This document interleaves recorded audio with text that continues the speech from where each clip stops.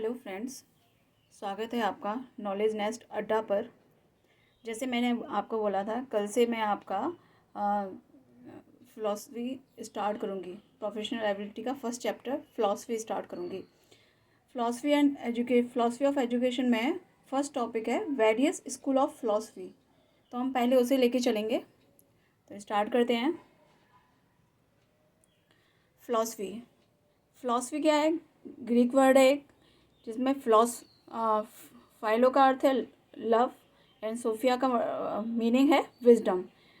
तो ये लव और विजडम को शो करता है, जिसका मतलब है लव फॉर विजडम मीन्स आप विजडम की सर्च में हो।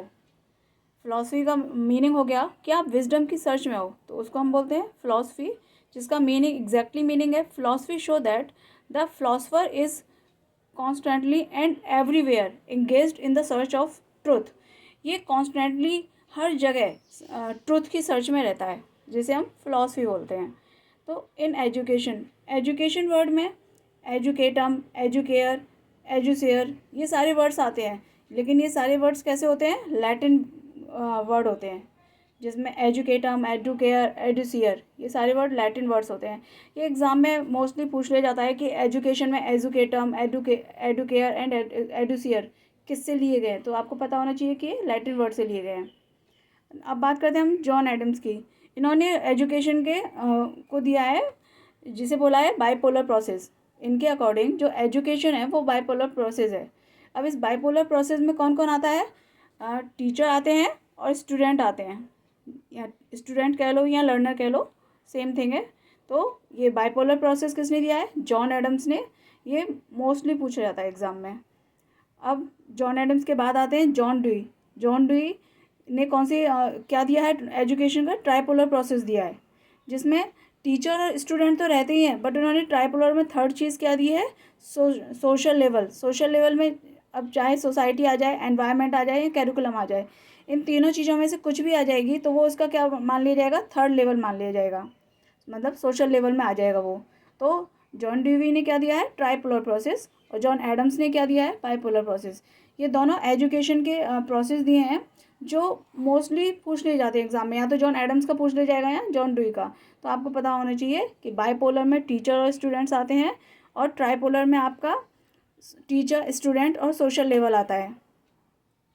अब बात करते हैं यहाँ पर इन्होंने कुछ डेफिनेशंस दे रखे हैं, जैसे स्पेंसर हो गया है, ये मोस्टली पूछ ली जाती हैं एग्ज़ाम्स में, और कई एग्ज़ाम्स में पूछी भी गई हैं। Spencer has remarked true education is predictable only by a true philosophy. इनके अकॉर्डिंग इनका कहना है कि जो ट्रू एजुकेशन है वो सिर्फ ट्रू फिलोसफी से ही प्रिडिक्ट की जा सकती है। जो स्पेंसर हैज़ रिमार्क्ड, इन्होंने रिमार्क दिया है कि true education is predictable only by a true philosophy. Only true philosophy जब होगी वहीं पर ट्रू एजुकेशन प्रिडिक्ट की जा सकती है। इन्होंने कुछ बुक्स भी दिए हैं, ये बुक्स के नाम से पूछ लिए जाते हैं। जैसे इनकी बुक है social statics, the study of sociology, the principles of sociology and man versus the state. ये इनकी बुक्स के नेम है। इतनी बुक्स तो लर्न कर ही लेना, क्योंकि ये किसी न किसी अलग अलग एग्ज़ाम में पूछी गई हैं। अब एक जो मैंने यहाँ तक बताया है ये है आपका फ़िलासफ़ी से रिलेटेड जस्ट बेसिक, जो कि आपको जॉन एडम्स, जॉन ड्यूई इन सब के बारे में पता होना चाहिए। अब आते हैं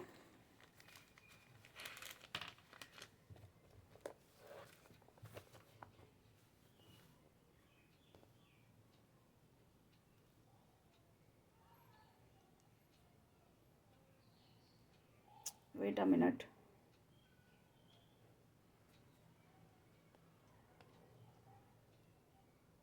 ये मेरे खुद के बनाए हुए नोट्स हैं। ये टॉपिक मोस्टली कहीं मिल नहीं रहे हैं, मैंने काफ़ी जगह से सर्च करके बनाए हैं, तो मुझे लगा आप लोगों के साथ शेयर करने चाहिए, इसलिए। तो अब हम बात करते हैं जॉन एडम्स की। जॉन एडम्स ने क्या डेफिनेशन दी है? Education is the dynamic side of philosophy. Education क्या है? डायनेमिक साइड है फिलोसफी का। ओके।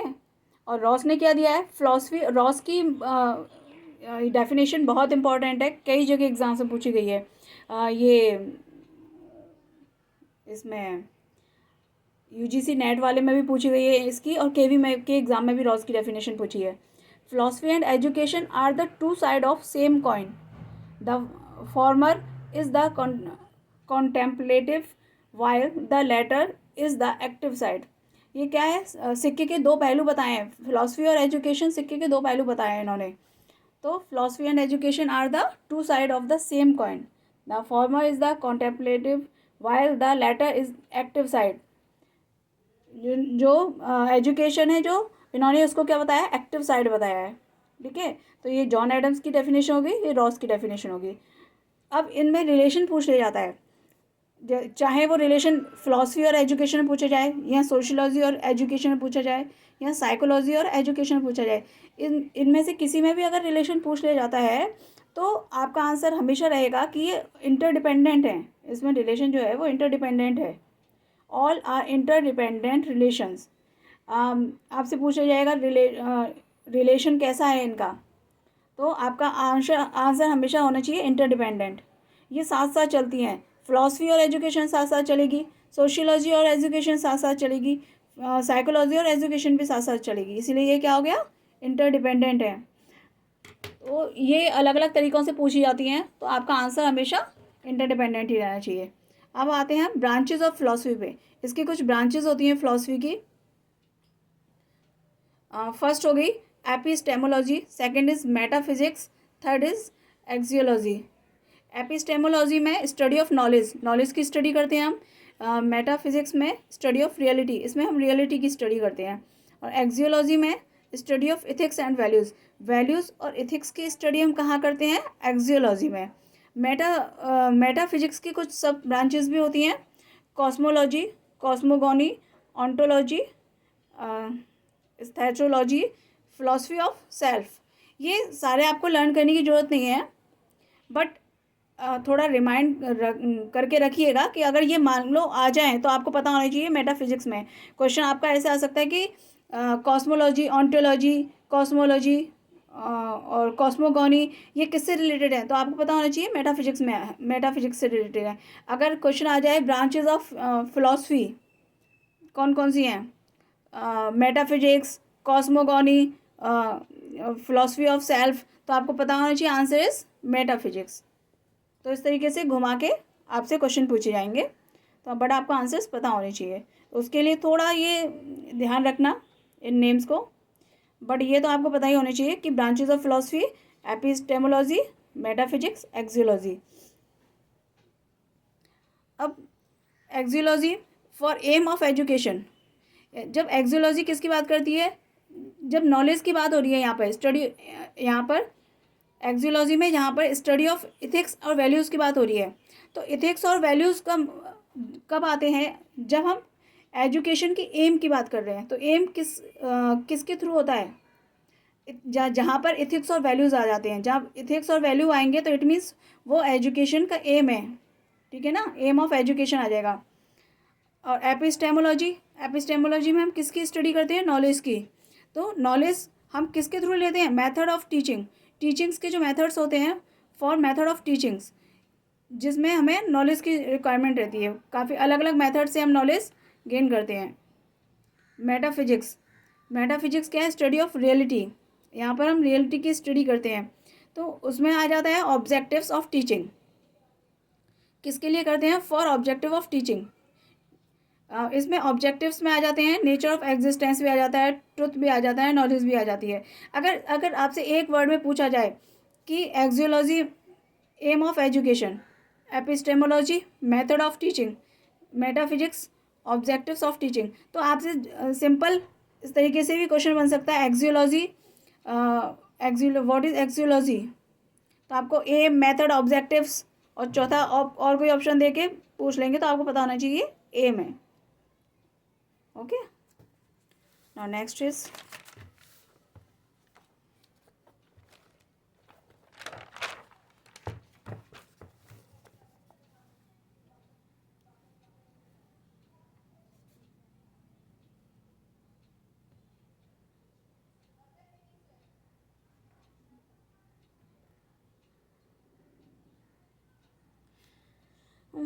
यहाँ पर शिक्षा की शुरुआत कैसे हुई। तो शिक्षा की शुरुआत कैसे हुई, मतलब एजुकेशन कैसे स्टार्ट हुई। तो हम आ जाते हैं फर्स्ट इन द वेस्ट। इसमें वेस्ट में कैसे आई है एजुकेशन, मतलब कि पश्चिम में एजुकेशन कहाँ से आई है, कैसे स्टार्ट हुई इस एजुकेशन। तो हम पहले आ जाते हैं एंशियंट ग्रीस में। एंशियंट ग्रीस में मतलब प्राचीन ग्रीस। तो इसमें क्या है, शिक्षा का जोर दर्शन, कला और विज्ञान पर था, जिसमें प्लेटो और अरस्तु जैसे विचारकों पर ध्यान केंद्रित किया गया है।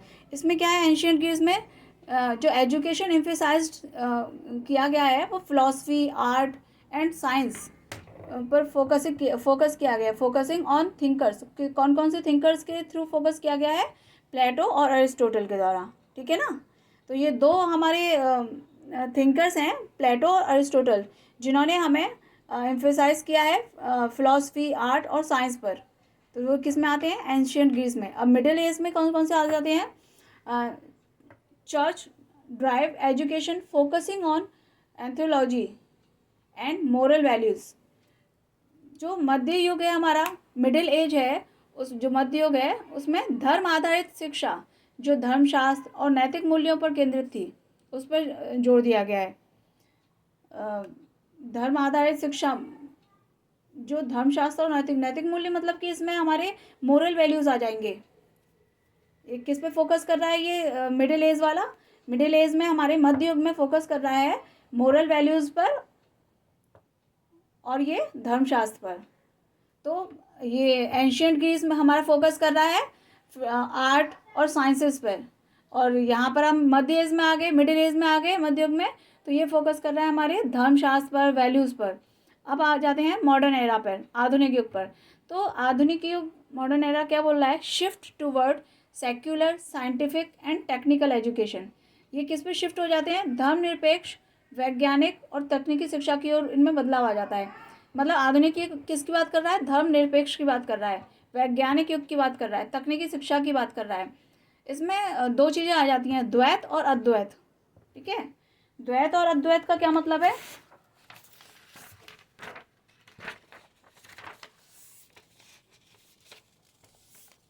वेट अ मिनट मैं समझाती हूँ।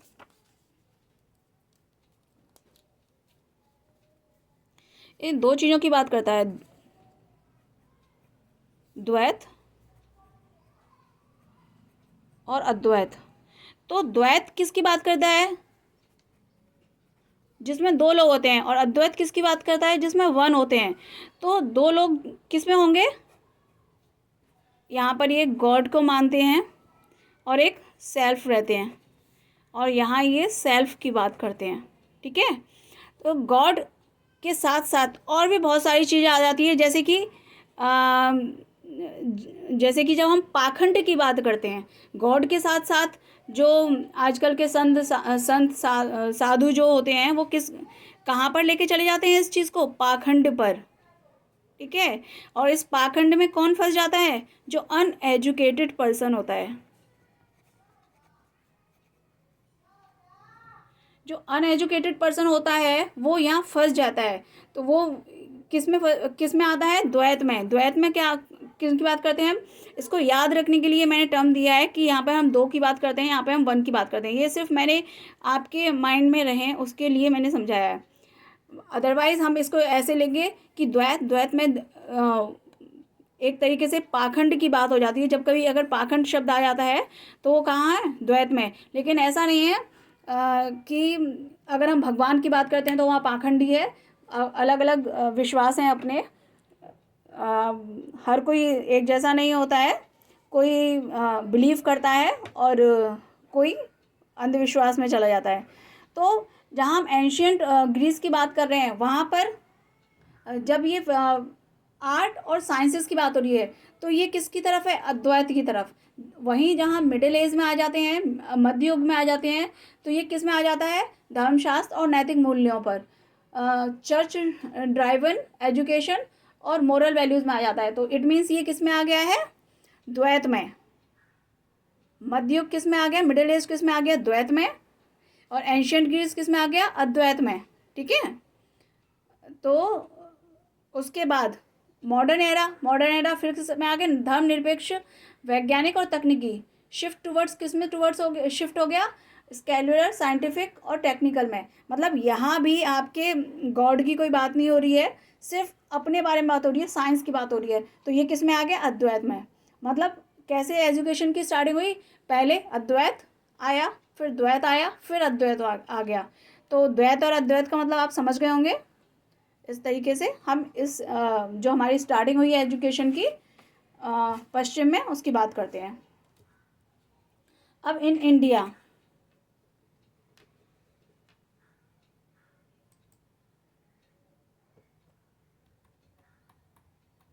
Wait a minute.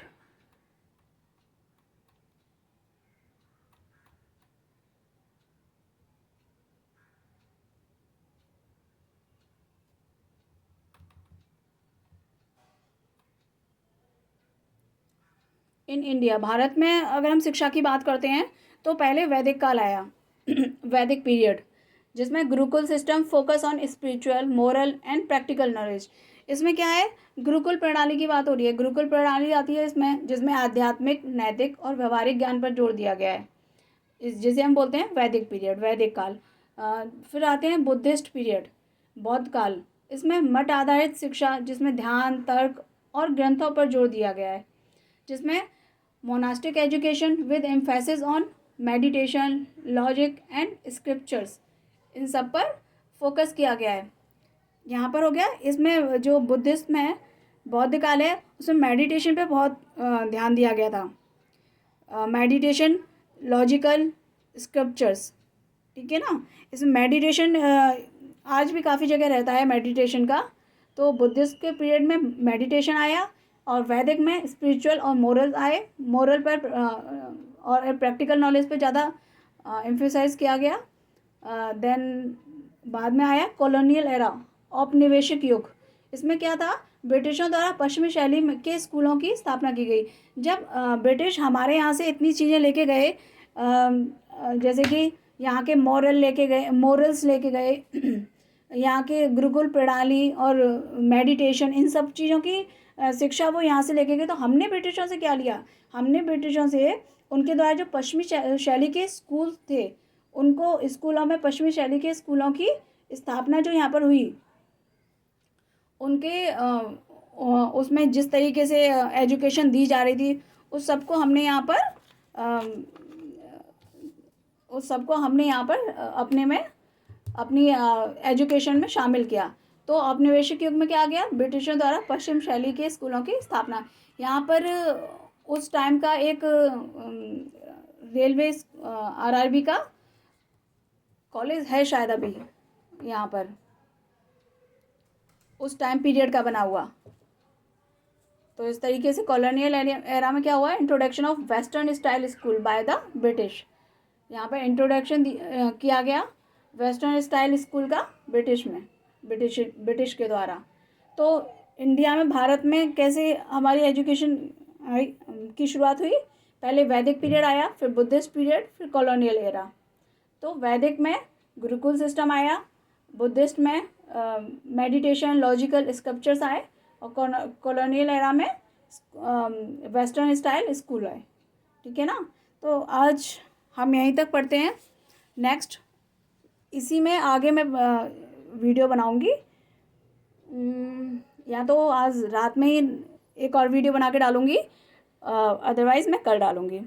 और आप लोग ये वीडियो कहाँ से देख रहे हैं, किस किस जगह से देख रहे हैं, प्लीज़ बताइएगा।